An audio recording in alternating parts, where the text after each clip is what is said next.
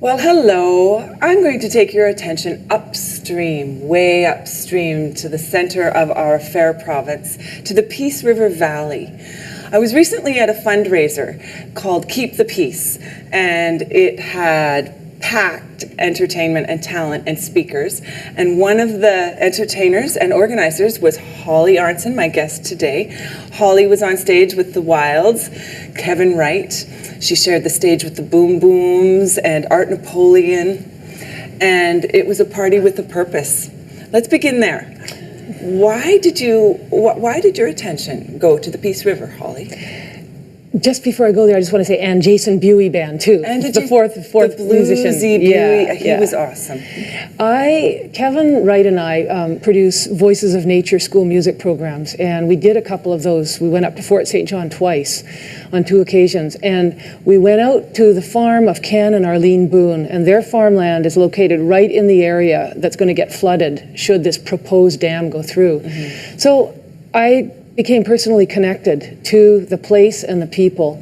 And when I heard that the government had given their approval late last year, I just strongly felt we have to do something. We have to run the flag up the flagpole, especially in this part of the world, here in Vancouver, the lower mainland, where we consume so many of the resources that come from the land, and the Peace River country is a huge benefactor. So that's why we just decided to do the event. I'm learning more about it because of the social media around Site C Dam and the people who have for 40 years been trying to take it off the table, and yet it's back up on the table as a possibility.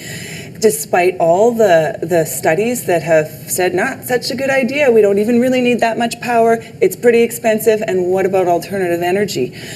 Despite all of the common sense behind that, it's on the table again. So there's a court case on April 20th with at least 6 different parties, and one of which is the landowners who are trying to get it off the table for good.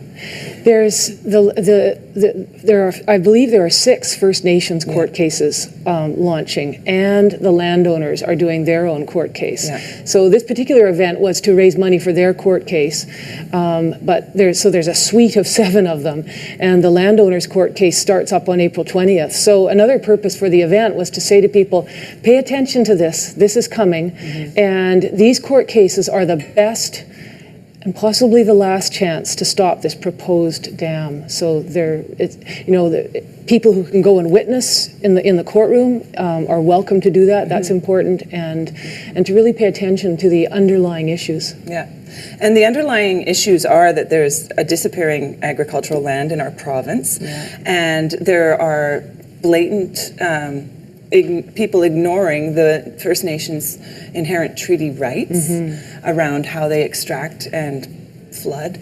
So you're bringing that to people's attention through music. Why does music solve problems?